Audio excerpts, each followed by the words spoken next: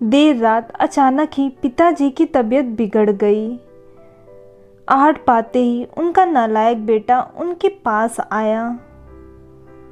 माँ ड्राइवर को बुलाने की बात कह रही थी, पर उसने सोचा अब इतनी रात को इतनी जल्दी ड्राइवर कहाँ आ पाएगा।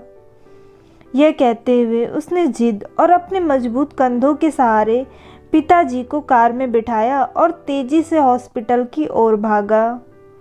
पिताजी दर्द से कराहने के साथ ही उसे डांट भी रहे थे। धीरे चला नालायक, कोई काम ऐसा नहीं जो इससे ठीक से हो जाए।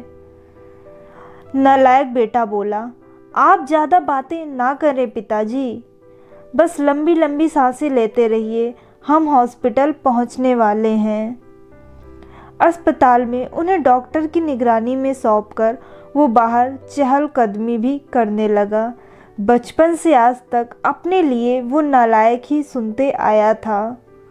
उसने भी कहीं ना कहीं अपने मन में यह स्वीकार कर लिया था कि उसका नाम शायद नालायक ही है। तभी तो स्कूल के समय से ही घर के सब लोग कहते थे कि नालायक फिर से फेल हो गया। इस नालायक को अपने यहाँ कोई चपरासी की भी नौकरी ना दे, कोई बेवकूफ़ी इस नालायक को अपनी बेटी देगा।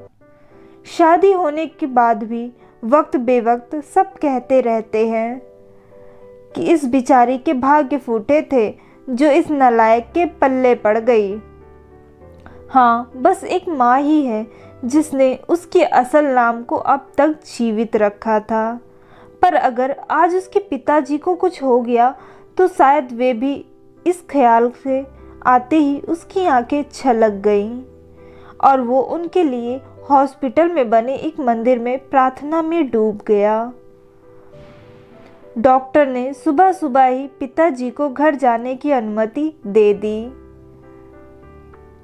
घर लौटकर पिताजी को उनके कमरे में छोड़ते हुए वे एक बार फिर चीखे, छोड़ नालायक, तुझे तो लगा होगा कि बूढ़ा अब लौटेगा ही नहीं। उदास होकर वो उस कमरे से निकला तो अब माँ से रहा नहीं गया। इतना तो सब करता है, इसके बावजूद आपके लिए वो नालायक ही है। राजू और मोहन दोनों अभी तक सोए हुए हैं, उन्हें तो अंदाजा तक नहीं है कि रात को क्या हुआ था।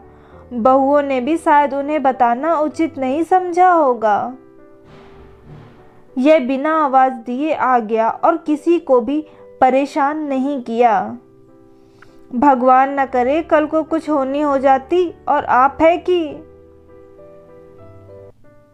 उसे शर्मिंदा करने और डांटने का एक भी मौका नहीं छोड़ते।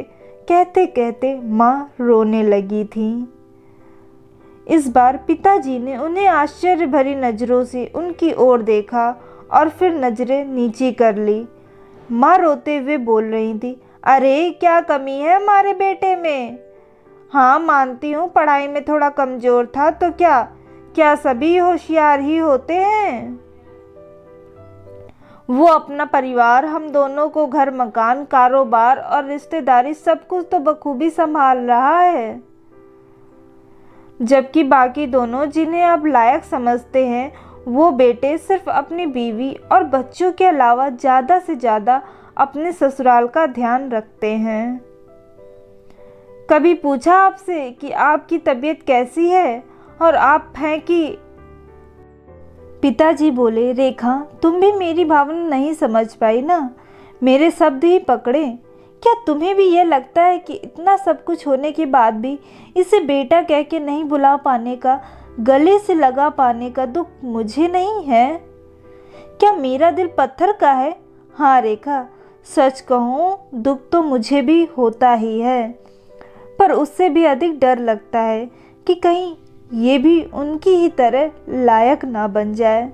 इसलिए इसे इसके होने का एहसास अपने जीते जी तो कभी नहीं होने दूंगा। माँ चौंक गई, ये आप क्या कह रहे हैं?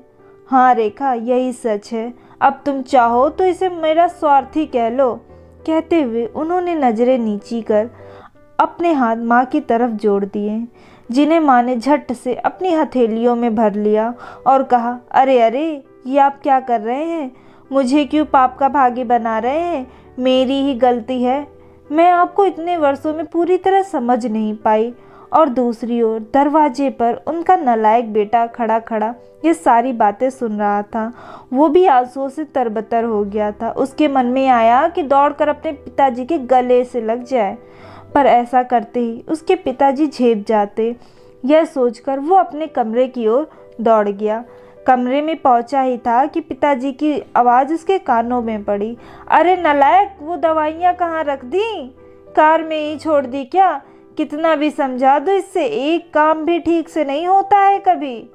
नालायक झटपट आंसू पोंछते हुए कार से दवाइयाँ निकालकर पिताजी के कमरे की ओर बढ़ा। एक माँ अपनी औलाद को 9 महीने पेट में रखती है और एक पिता उसे जीवन भर अपने दिमाग में रखता है। पापा की बातें बेशक हमें कड़वी लगती हूँ, लेकिन यकीन मानो पिता की बस एक ही ख्वाहिश होती है कि बच्चे की कोई भी ख्वाहिश बाकी ना रहे। अगर आप लोगों को हमारी ये वीडियो अच्छी लगी हो तो इस वीडियो को लाइक करिएगा, शेयर करिएगा और हमारे चैनल को सब्सक्राइब करना मत भूलिएगा।